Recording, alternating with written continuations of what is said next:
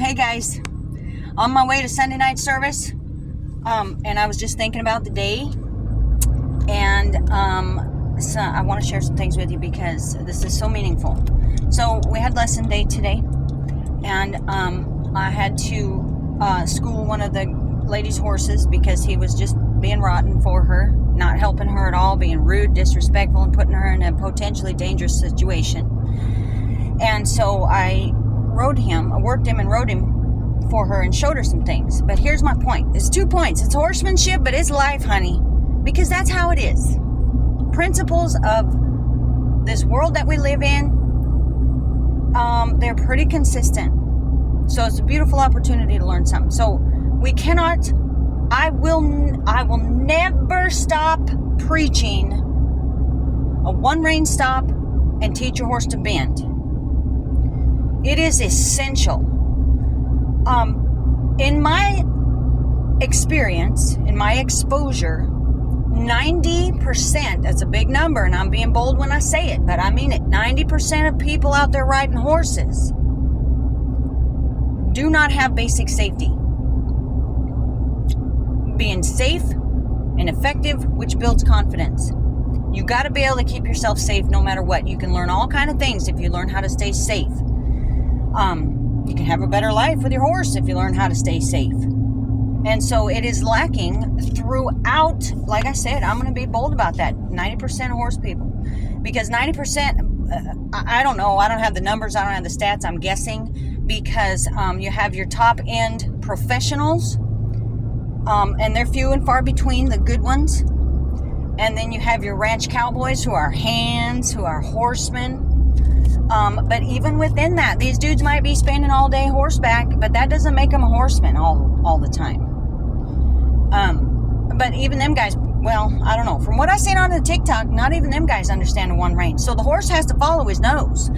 His feet have to follow his nose. I'm not talking about flexing. I'm talking about bending. So if I take a hold of one rein, I want that sucker to wrap around my leg. If he wants to stop his feet, that's okay. But if I ask him to move his feet in that scenario, he better know how to do it. Because that's going to save your hind end when stuff goes down. Because it's gonna. Especially when you have, beginner riders and green horses. I don't care if they're old, but they're green. And so I had an opportunity today to show why I hammer that all the time. And it made sense to her because I had to work the horse and so I was explaining as I was going along there, and she got to see a big change in him, and then she rode him afterward and he was so much better for her. But essentially, so that is bare bones, that's as basic as it gets. That's the first thing I'm going to teach everybody, and all the horses need to know it. A one-rein stop and how to follow their nose. One-rein stop, sorry for the sun, it's a little ridiculous. I'll teach a one-rein stop off the bat. And so I don't expect a horse to flex. I expect them to follow their nose, like I said, around my inside leg. And then you just hold your position, and eventually their feet stop because they get tired of moving around. So that's a one-rein stop. I don't mean flex them and standing still. That'll get you in trouble. If you got to run away and you bring his head around and he does not know how to follow that rein with his feet, you're going to tip him over or blow through a fence or God knows what else. There's all manner of problems come from that. So I want them following their nose with their feet. When you circle them like that, eventually they'll stop. So that's what we teach. But then from there, I want to be able to pick him up and move his feet in that frame. And you work that way so that they get limbered up and soft to it, and it just becomes a non-negotiable. And from there, we can do many, many, many things. That's where you get vertical flexion, is from lateral flexion. That's how you teach them collection. 2 hands, inside rein, outside rein, body control, everything starts there. If they do not understand what that piece of metal in their mouth is for, you're in trouble. And so that's number one. So we had an opportunity today, and I know she gets tired of me hammering on her about it, but she understands why now. Because she saw him do some things with me. He was being bad for her, and then he was not being good for me, and I had to work through it. And then she wrote him after, and it made a big difference. But here's how this ties into our life.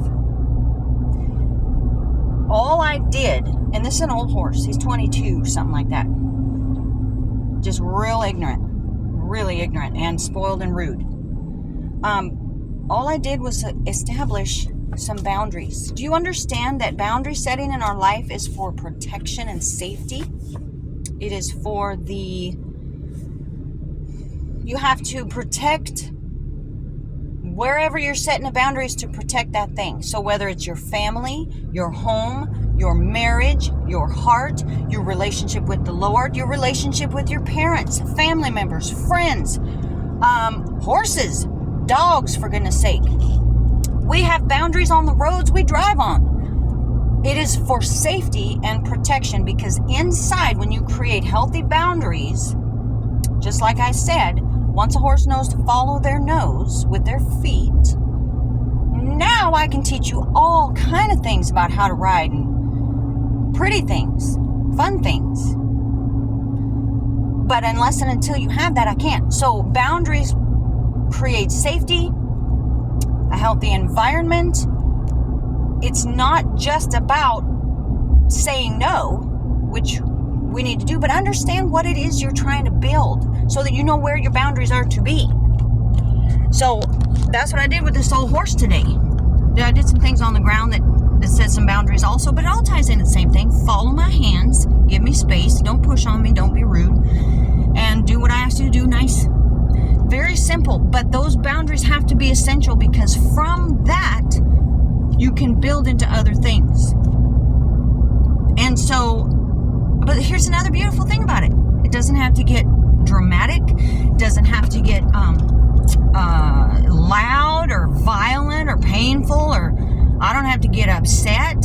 You set your boundaries, you hold them, you stand firm in those. And whoever, like in this case, this old gelding today, he was upset with it. He had some drama on his end, which I did not respond to.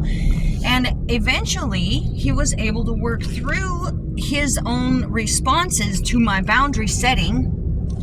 And we ended up in a really, really good place. And his lady got to ride him, and he was good for her. And she learned some boundaries.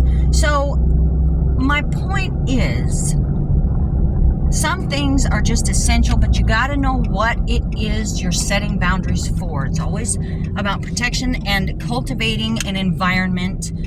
What I mean by that is, with the horse, you want to keep her safe, number one. And two, I want to cultivate an environment where not only is she safe, but she can learn. People can't learn when they're blacked out because they're scared. So we got to keep her safe so she can learn. And then as you learn, you can do more things, and your confidence grows, and your perspective grows, and your horizons grow, and the possibilities grow, and you develop. So it's no different in our life. Set boundaries to protect something. Family, like I said, family, children, spouses, marriage, life with the Lord, a relationship with Him. So that area is protected, and then you cultivate healthy growth and learning in that. It's so basic, it's so simple. And so what a beautiful opportunity to learn meaningful things about our life through something that we do for fun. I hope it's fun. It makes my heart sad because I see so many ladies, and that's why I'm so grateful to the Lord to give me this opportunity. I'm passionate about teaching women about horsemanship, because I have found it doesn't matter how avid they are. A lot of the time, there are issues. These gals are doing this stuff white knuckling it. Some of them been in some pretty big wrecks, but they just love the horses, and they love the horse, and they just keep doing it, and it's scary. And so having the opportunity to go in and address these things, it's all fundamentals, guys. Once you have that, you can do all kind of things, but you can't do anything without the fundamentals, and it's no different in our life. So don't knock the fundamentals. Spiritually, in your marriage, with your children, with your dogs, with your work, check the oil in your truck, drink water, feed the dog. You know what I'm saying? Like everything, every result that we get in our life comes from what kind of fundamentals do we practice. That's my thoughts. It's a little random, but it was good. It's good. So know what it is you're protecting. Be diligent in the fundamentals correctly. Be correct. Make sure your fundamentals are correct. And foster a healthy environment for growth. Boundary setting in a nutshell.